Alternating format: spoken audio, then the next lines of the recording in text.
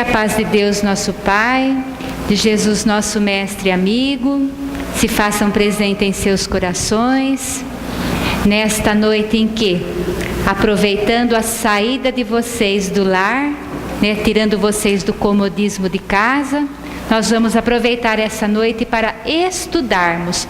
Hoje nós vamos estudar sobre as bênçãos de Deus, a inteligência. Nossa inteligência faz parte da doutrina espírita. Mas inteligência não é ciência, não? Então nós vamos ver os dois lados dessa moeda abordando a inteligência. Inteligência intelectiva, emotiva e espiritual. Estão se apagando as luzes, mas não é para ninguém dormir não, tá? Ricardo, você me ajuda se alguém dormir, tá bem? Então vamos lá. Grande preocupação daqueles estudiosos da ciência. Assunto: inteligência. Se debruçaram inúmeras vezes sobre o corpo físico, pesquisando sobre essa inteligência. Picotaram o corpo físico milímetro por milímetro buscando essa inteligência. Picaram o braço, nada de achar. Picaram a perna, está na perna, não está. Então está no fígado, não está no fígado. Está numa vértebra, não está. Então está no cérebro. Será que os cientistas conseguiram encontrar essa inteligência no cérebro? Por que eles buscavam tanto saber sobre a inteligência? Por um fator muito nobre. Eles buscavam compreender esse mecanismo da inteligência, cujo foco era o quê? Entender o ser humano. Por que entender esse ser humano? Vocês acham que o ser humano é complicado?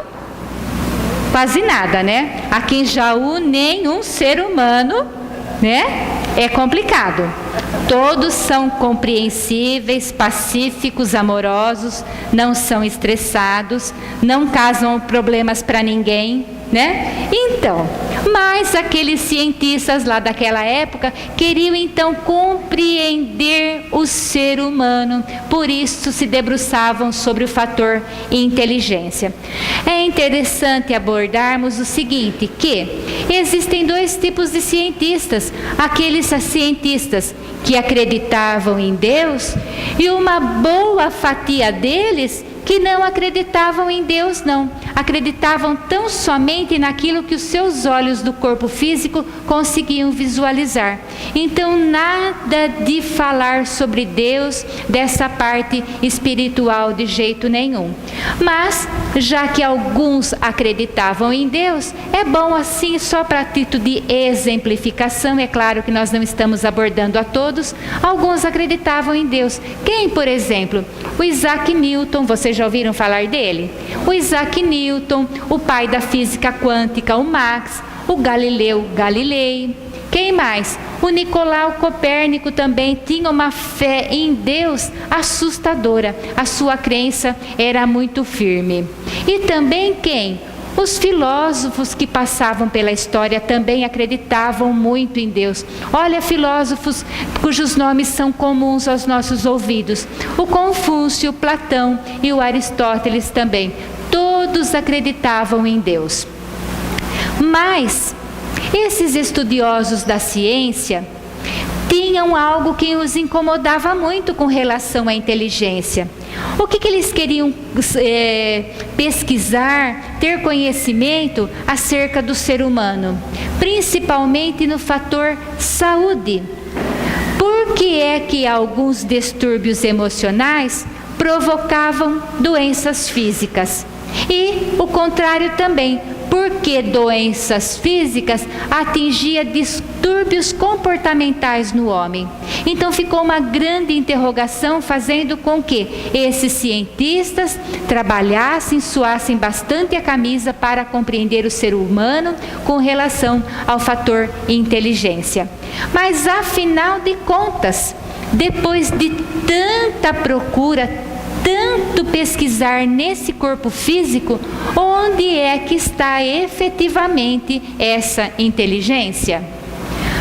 Para alguns estudiosos lá da teoria clássica, instinto e inteligência faziam parte do corpo físico.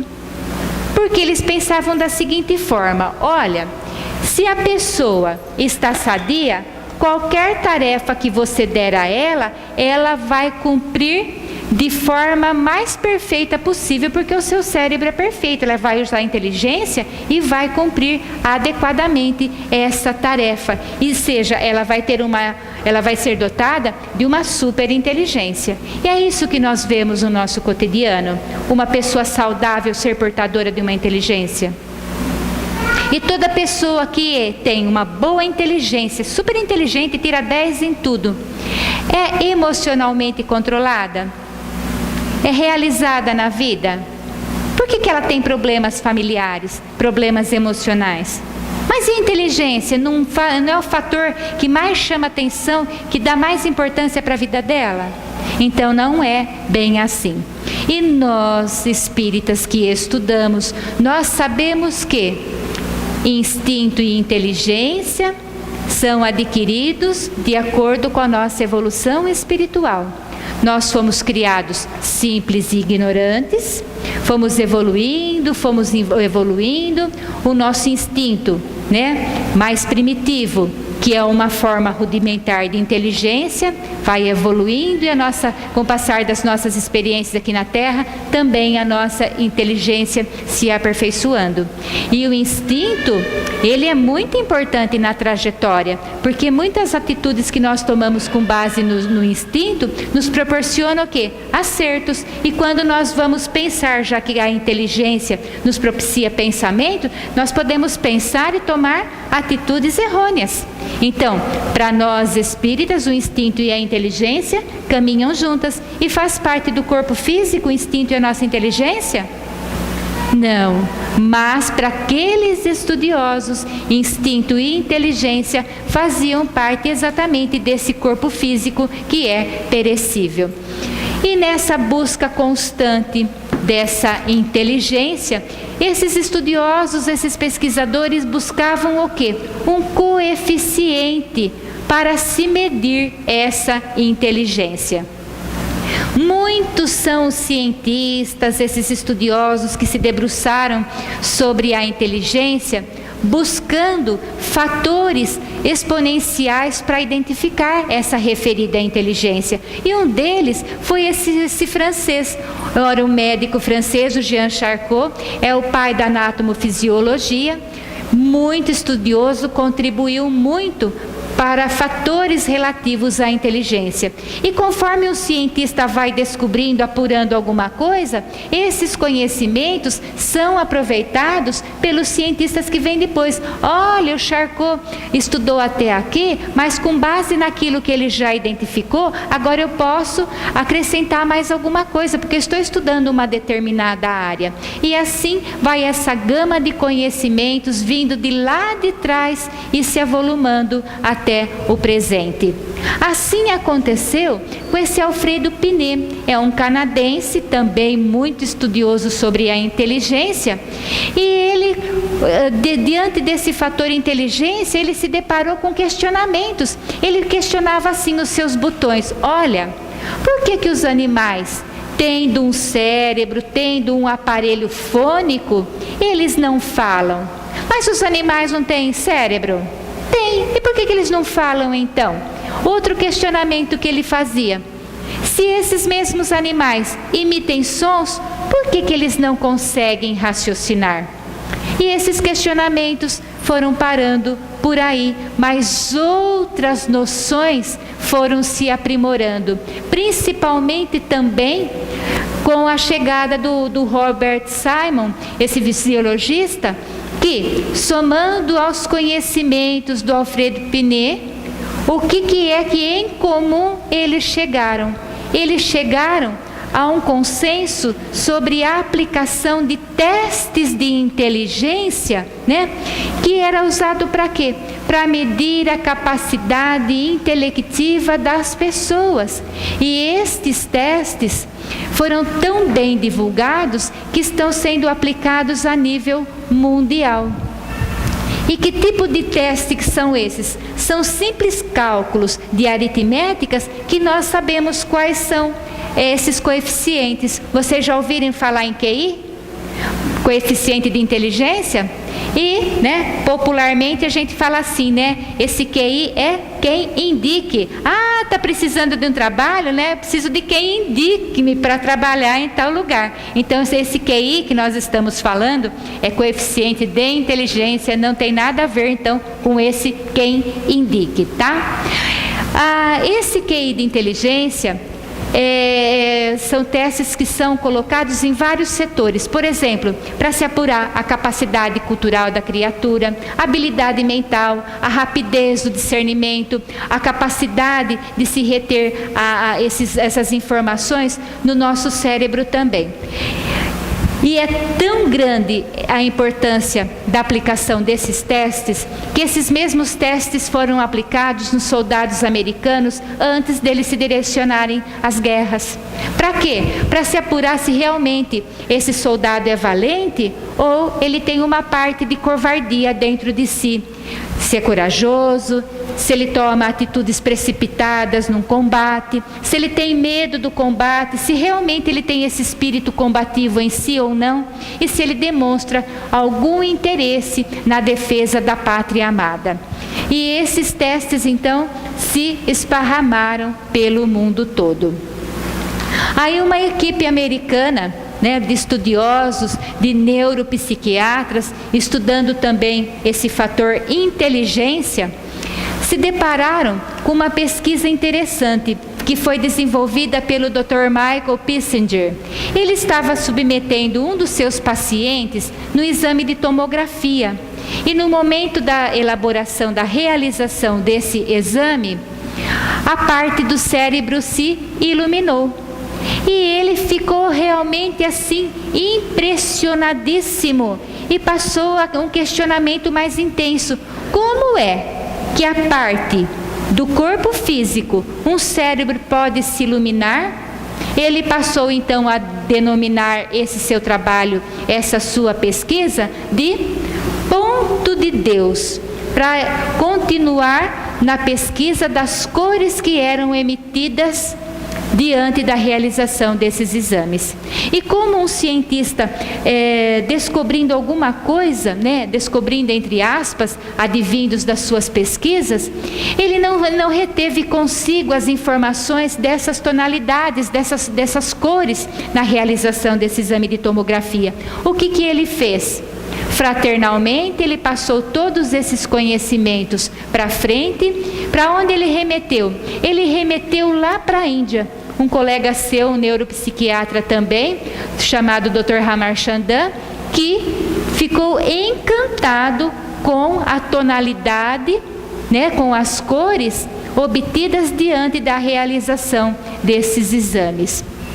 E foi muito interessante que, durante um desses vários exames que o Dr. Ramachandran fez num dos seus pacientes, ele pronunciou assim: nossa, meu Deus. Quando ele falou assim, meu Deus, novamente outras cores apareceram diante dos seus olhos. E na Índia, a palavra Deus tem mais de 1000 significados. E os nomes que ele foi lembrando, ele foi repetindo. E quanto mais ele repetia o nome de Deus, mais se iluminava e mudavam as tonalidades de cores na realização daquele exame. E ele ficou então apaixonado por esse exame, e passou a denominar então esse exame, essa sua nova descoberta, como ponto de Deus. Como também nada é ao acaso, enquanto o Dr. Ramachandran aqui na Índia estava estudando o ponto de Deus, novamente lá nos Estados Unidos, uma outra situação estava se desenrolando. Uma médica estudiosa também, uma física quântica que já havia escrito um best-seller, a doutora Dana Zohar, ela escreveu O Ser Quântico. E ela já estava com, inclusive, os seus direitos autorais de um próximo livro adiantado. E os editores, então, estavam no pé dela: escuta, nós estamos esperando o lançamento do seu segundo livro, e não vinha inspiração alguma, e ela estava ficando desesperada. E nesse desespero, entre outras viagens que fez com a família, tal, a depressão se instalou na doutora Dana. E diante da instalação dessa depressão, ela estava pensando já em suicídio, que ela já tinha um antecedente na família, a mãe já havia se suicidado, e ela estava pensando seriamente em abandonar a sua vida. Quando então, ao acaso, ela se depara com o estudo do ponto de Deus. Aí ela tomou ânimo, se debruçou também sobre aquelas páginas iluminadas sobre o ponto de Deus e chegou às seguintes conclusões sobre a inteligência: que o ser humano apresenta 3 inteligências diferenciadas, que são essas 3 que nós conhecemos: a inteligência intelectual, a inteligência emotiva e também a inteligência espiritual. Mas só para repassarmos então o que é cada uma delas: a inteligência intelectiva é a aplicabilidade daqueles testes, em pessoas da mesma faixa etária, para poder se estabelecer um coeficiente de informações. A inteligência emocional, o próprio nome já diz, está vinculado ao quê? Às emoções. Mas essas emoções, a pessoa usando para a prática do bem dentro dos seus relacionamentos. E que relacionamentos seriam esses? De dentro da sua casa, na sociedade, na escola, no trabalho, onde quer que a pessoa esteja, utilizando sempre a sua inteligência emocional para o bem. Nessa fase nós vamos encontrar um estudioso também, chamado Dr. Daniel Goleman.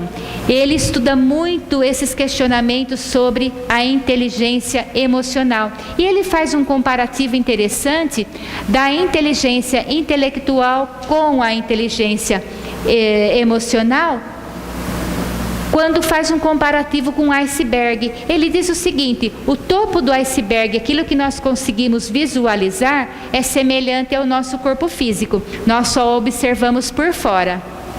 E toda a emoção desse mesmo homem é comparado a grande parte desse iceberg que está submerso nas águas geladas. Nós conhecemos todas as emoções do homem? Não. Inclusive, depois de 30 anos de casado, 40 anos de casado, a esposa se surpreende com uma atitude inesperada do marido, e vice-versa, uma atitude repentina de um filho que a mãe desconhece totalmente. Então esse campo das emoções é um campo vasto e que, olhando para o corpo físico da criatura, você não sabe o que ela está sentindo, quais as emoções que estão envolvendo-a. Então foi esse comparativo que o Dr. Daniel Goleman fez com relação ao iceberg. E ele avança um pouquinho no seu raciocínio também, e ele diz que essa inteligência emocional, ele compara, sabe o que também? As parábolas de Jesus. Ele acredita que Jesus estava trabalhando com o lado emocional das pessoas quando ele contava aquelas historinhas, fazendo comparativos com as figuras da época, buscando a geografia, a história, para tirar daquele contexto físico um lado moral, um cunho moral, como é assim em todas as parábolas de Jesus, um cunho moral. Então ele faz essa comparação das parábolas de Jesus com a inteligência emocional das pessoas. E como terceiro tópico, a inteligência espiritual. Aí já tem um pequeno detalhe. Nós já estamos então avançando século 21, de tantas pesquisas e estudos. Essa inteligência espiritual é referente à transformação íntima e crescimento pessoal. Ou seja, a pessoa está aprendendo a se autoconhecer. Se conhecendo, ela vai fazer o quê? Aplicar melhor esses recursos aonde quer que ela esteja, né? De maneira possível para regular o seu comportamento, as suas ações e reações também, e entender a vida. Agora vem o detalhe. Diante desse estudo, a doutora Dana Zohar diz o seguinte: olha, a inteligência espiritual não tem vínculo algum com religiosidade. E quando nós falamos em inteligência espiritual, o que nos vem à cabeça? A palavra espírito, mas aí ela faz uma ressalva e nós fazemos outra. Como falar de inteligência espiritual sem falarmos em quê? Em espírito, sem falarmos em Deus. Como, sendo todos nós pessoas diferentes que somos uns dos outros, podemos ser medidos espiritualmente? Como?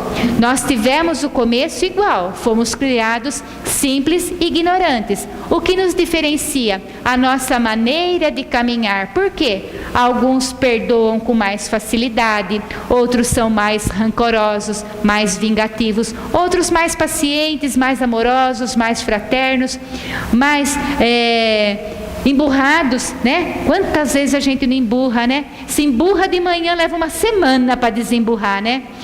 Não é verdade? Nós somos assim. E como medir então essa capacidade espiritual, se somos espíritos imortais, vindo de trajetórias diferenciadas? Não fica difícil apontar um coeficiente para a nossa alma? É por isso que entra aí, especificamente, a inteligência estudada à luz da doutrina espírita. Nesse ponto, em termos de inteligência, a ciência fica um pouquinho distante da doutrina espírita. Por quê?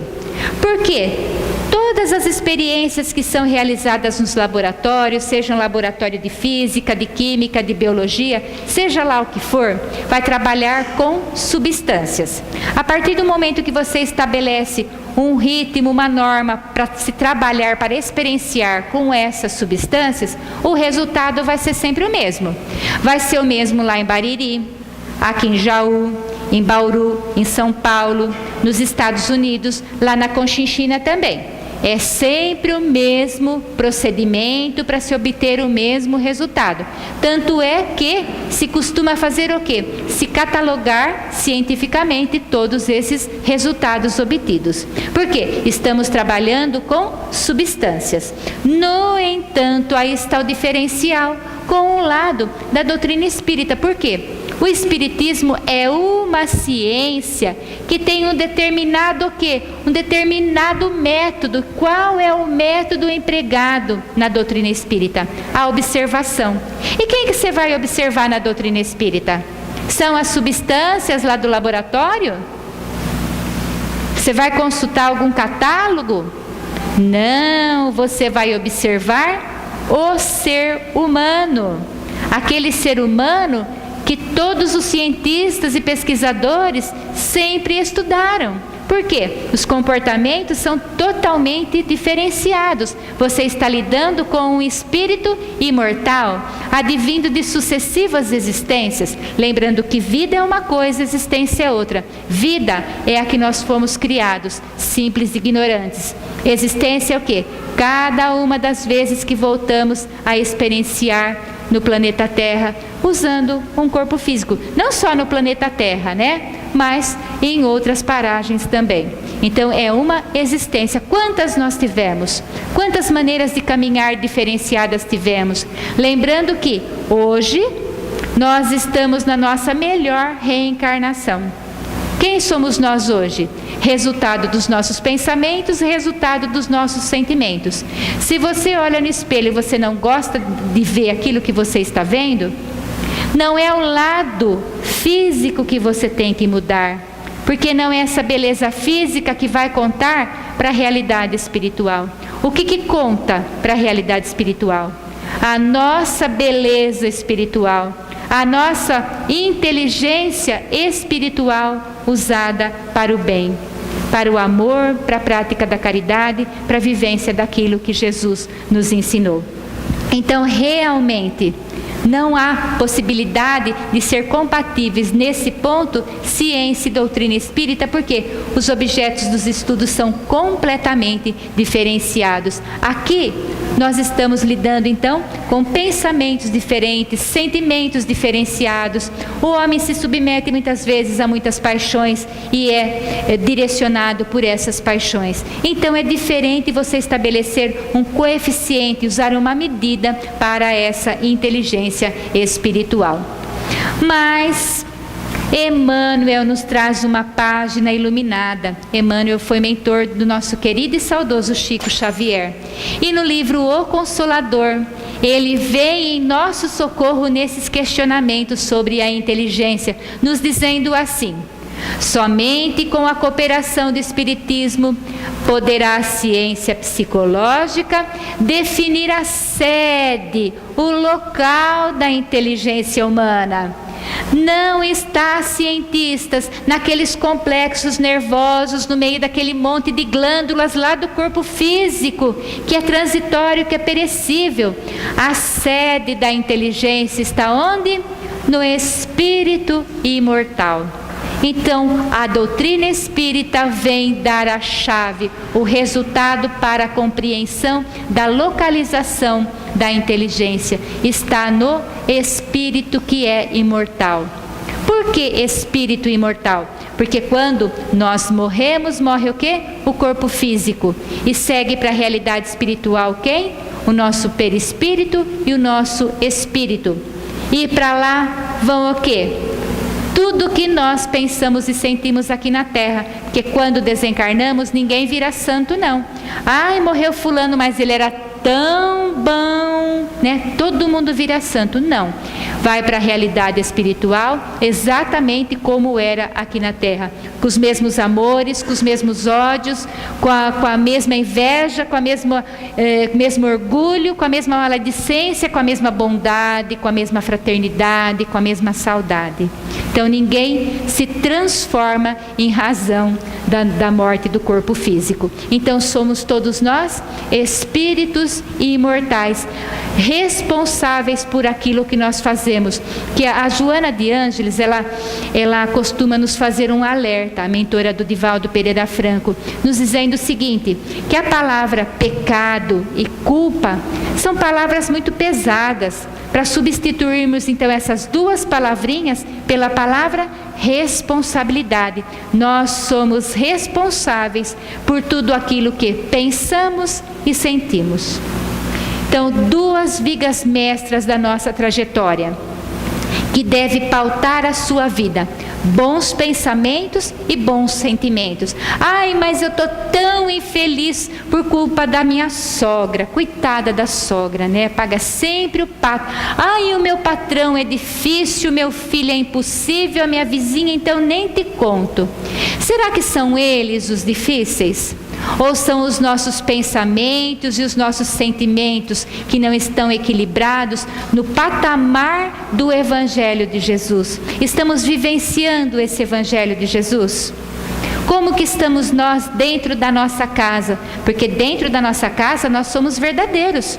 Nós colocamos uma máscara a hora que colocamos o nosso pezinho na nossa calçada. Aí nós já sorrimos, nós já falamos bom dia, boa tarde, 3 beijinhos. E dentro da nossa casa a gente acabou de bater a porta da sala para sair. Não falou nem tchau. Dentro de casa nós temos o marido que merecemos, a esposa que merecemos, os filhos que precisamos ter. Para quê? Para transformar essa família consanguínea numa verdadeira família espiritual. Estamos fazendo isso? Lembrando que nós somos espíritos imortais, estamos aqui na Terra de passagem. Nos apegamos tanto às coisas da Terra: meu carro, meu celular, meu filho, minha mulher, meu silicone. Morreu. O que levou desse meu? Nada. Vai o quê? O que você fez de bom, parabéns.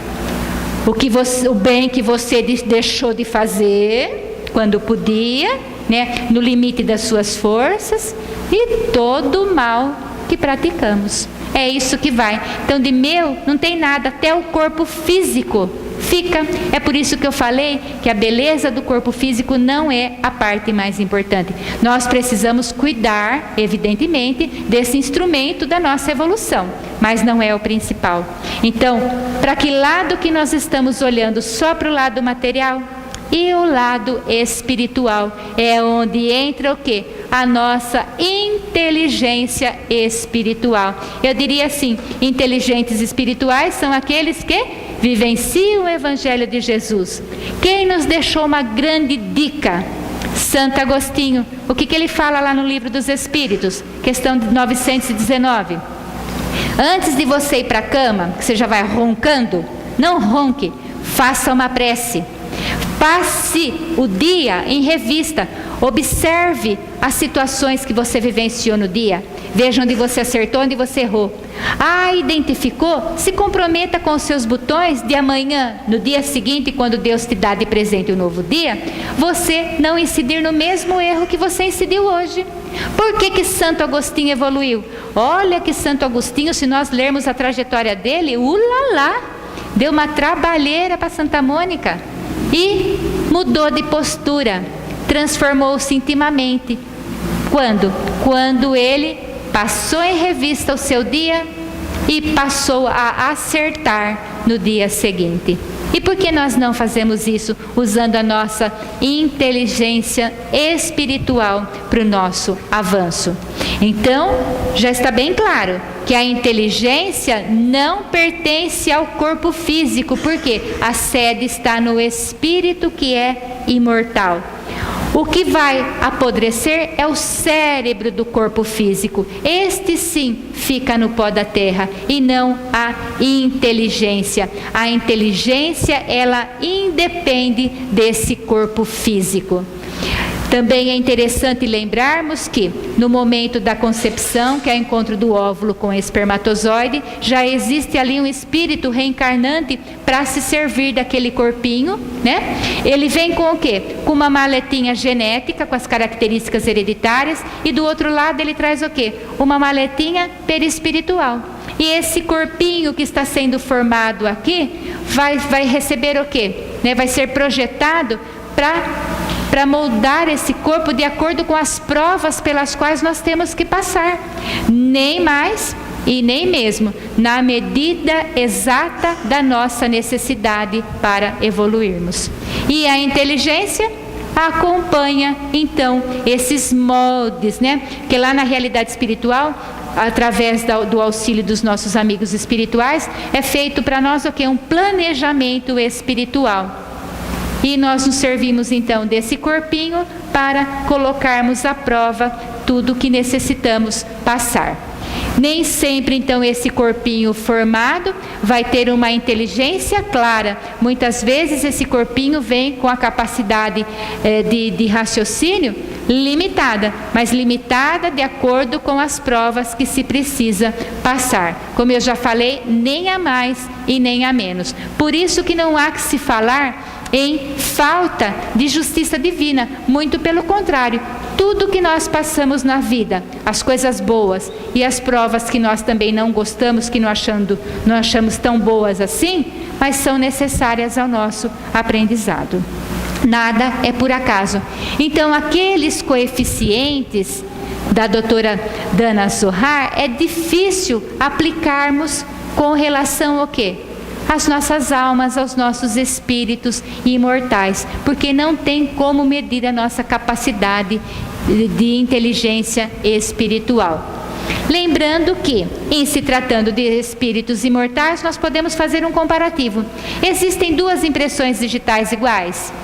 Não existem duas iguais. Existem dois espíritos iguais? De jeito nenhum. Da mesma forma, então, nós não vamos encontrar o quê? Duas inteligências também da mesma forma iguais. Novamente a doutrina espírita vem nos abraçar com inúmeras informações. Ele diz o seguinte, que a doutrina espírita, ela caminha ao lado da ciência. Quando a ciência resolve parar, em face das suas limitações, o que acontece com a doutrina espírita? A doutrina espírita continua avançando, ela não para aonde para a ciência. Por quê? Porque a ciência vem estudar os efeitos e a doutrina espírita vem estudar o quê? As causas. Muitas vezes as causas dos nossos sofrimentos repousam nessa existência? Não, repousam em existências passadas. E a partir do momento que nós paramos para analisar a nossa vida, nós chegamos à conclusão de que os nossos sofrimentos não são dessa vida, estão calcados em existências anteriores. A doutrina não discorda da ciência, de jeito nenhum. São inimigas? Não. A doutrina espírita não é inimiga da ciência. Mas ela faz apenas uma ressalva. Ela nos lembra o quê? Que o homem precisa de um corpo, né? Mas também, olha, é um espírito imortal. A ciência acredita nessa imortalidade da alma? Não. Mas a ciência já não avançou um pouquinho? Vejam só como avançou, sim.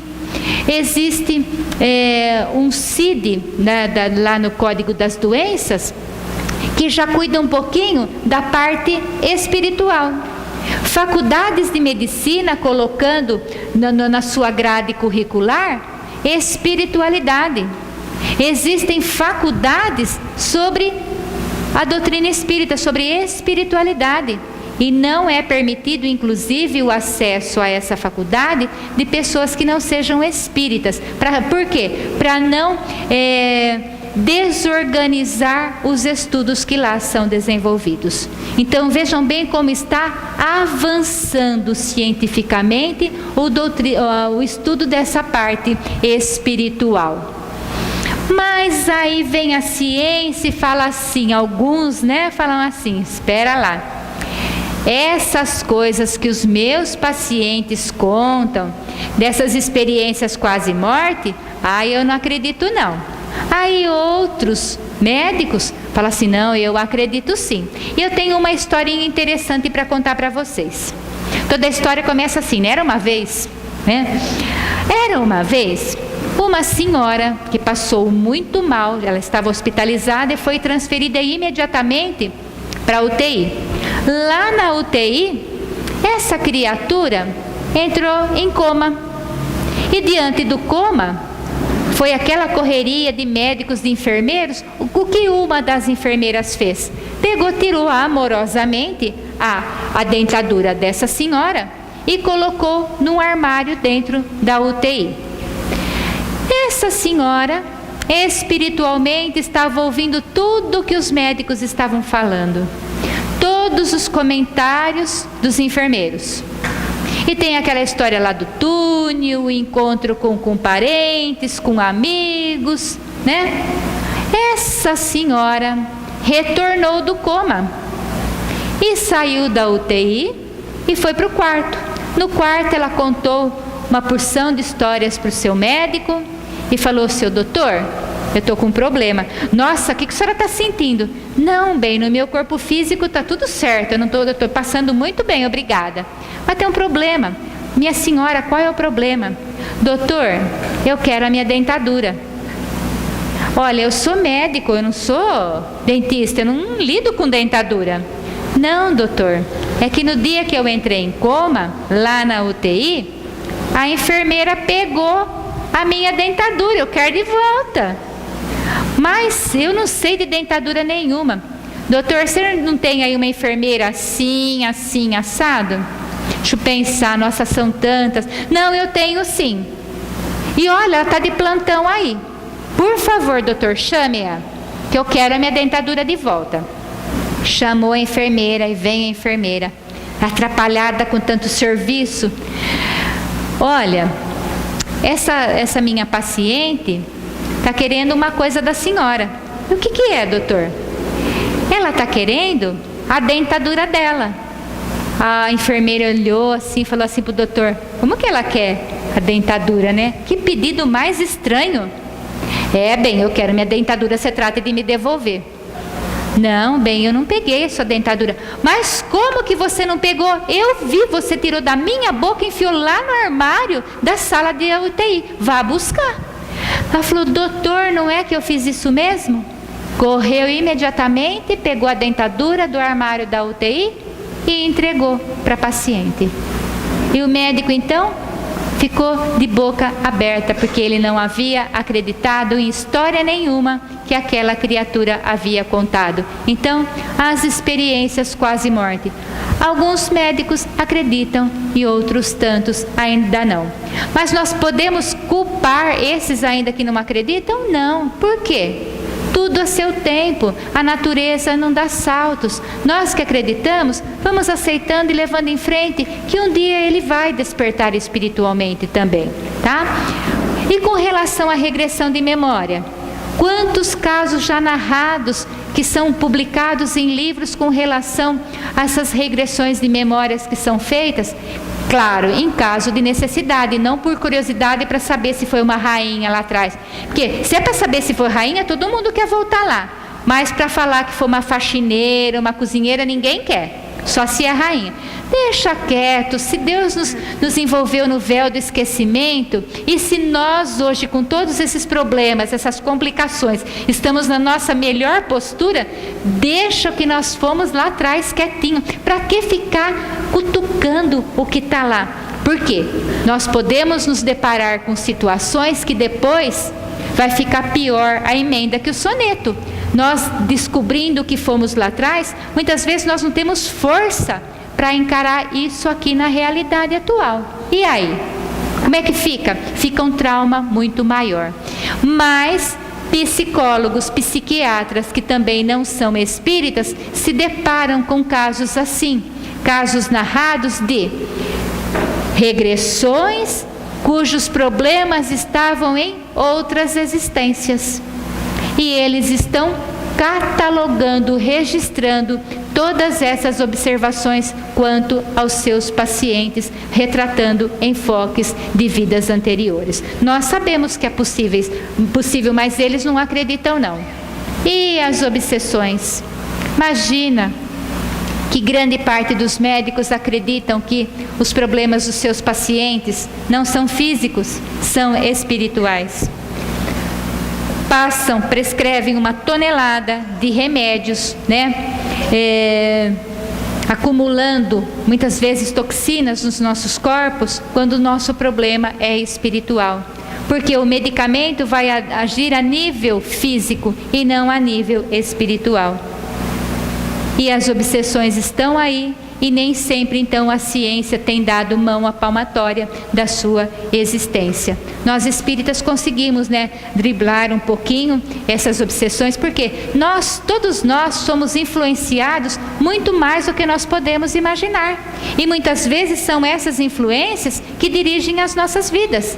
Onde está no livro dos espíritos a influência do que os espíritos exercem sobre nós? Questão, quanto que dá 4 mais 5? Isso, 4 mais 5 é 9. Então, 4, 5, 9 é a questão do livro dos Espíritos que nos alerta sobre a nossa influenciação espiritual. Então, de um lado nós temos a doutrina espírita, nos apresentando, nos dando de presente o quê? A mediunidade. Mas a mediunidade é propriedade dos espíritas? Não. A mediunidade se manifesta em todos os rótulos religiosos. Muitas vezes não sabem que estão lidando com mediunidade, mas ela não é propriedade da doutrina espírita. E essa mediunidade funciona assim, vamos colocar assim, como um portal, nos propiciando o quê? A comunicação do plano material com o plano espiritual e nos auxiliando muito. Mas já os cientistas, deram uma ligeira mão à palmatória, dizendo assim: olha, então a vida, ela tem uma natureza eterna. Já não está se aproximando daquilo que nós acreditamos? Já está se aproximando, sim. E falando em inteligência espiritual, temos o maior exemplo da Terra. Quem? nosso querido Mestre Jesus. É até difícil falarmos de Jesus, a maior autoridade espiritual que passou no planeta Terra. Portador de uma amorosidade, de uma paciência, de uma tolerância com a nossa ignorância, né? Nos ama infinitamente, ama-nos a cada um individualmente, nos conhece, nos chama pelo nome, acredita no potencial cada um de nós temos, esse potencial divino em desenvolvimento que vai fazer brilhar a nossa luz. E quando essa nossa luz vai brilhar? Quando nós usarmos essa inteligência espiritual baseada em quê? Na fórmula que Ele mesmo nos ensinou. E que fórmula é essa? É a linguagem do amor. Nessa linguagem do amor cabe egoísmo? Não cabe. Cabe orgulho? Não cabe. Cabe o materialismo? O apego às coisas materiais? Cabe o meu? E quando eu falar assim, cabe o nosso? Opa, aí já melhorou o padrão vibratório. Isso já passa a ser amor, por quê? Essa moral cristã ensinada pelo Evangelho de Jesus, retratada por Kardec em 28 capítulos, sendo que o 28º capítulo é referente às preces, né? Com ensinamento profundo e maravilhoso para o nosso espírito, estão as máximas de Jesus, ou seja, as falas de Jesus. É a primeira parte do Evangelho, a segunda parte do Evangelho, em cada capítulo isso, estão os comentários que Kardec faz a respeito das falas de Jesus, e no terceiro momento vem o quê? O comentário dos espíritos, mensagens passadas pelos luminares que não eram espíritas, e sim tirado de todos os credos daquela época, passando mensagens relativas àquele foco. Por exemplo, se Jesus falou de perdão, Kardec comenta sobre o perdão, e esses luminares amorosos também trazem as suas mensagens a respeito do perdão. Então, essa moral cristã serve para todos, não só restrita ao âmbito espírita, serve para toda a humanidade. Por quê? Amar a Deus sobre todas as coisas e ao próximo como a si mesmo engloba toda essa moral do Cristo. Primeiro, eu preciso me conhecer, eu preciso me amar, para que eu tenha capacidade de amar o próximo. E quem é esse próximo? É aquele filho difícil lá em casa, aquele marido rebelde, é aquela mulher rancorosa que eu tenho. Tudo isso dentro da nossa casa. Então eu preciso me amar, espraiar esse amor no meu reduto familiar, e ampliando ainda mais, amando a todos aqueles que convivem comigo, mas sem distinção. Para amar a Deus, eu preciso passar através do quê? De todos esses ensinamentos de Jesus, vivenciando o quê? A inteligência espiritual. E é por isso que fica difícil medirmos a capacidade nossa espiritual, fica, porque somos seres diferenciados, mas olhando todos na mesma direção. Para quê? Para a prática do amor e da caridade, que é um ensinamento universal. E é por isso que do fundo do âmago do meu ser, eu desejo a todos vocês uma feliz inteligência espiritual. Que Jesus possa iluminar nossos atos, palavras e pensamentos, refletindo sempre o quê? O amor. Que é essa inteligência que nos vai conduzir à nossa evolução espiritual. Feliz inteligência espiritual para todos vocês, agora e sempre. Deus os abençoe sempre.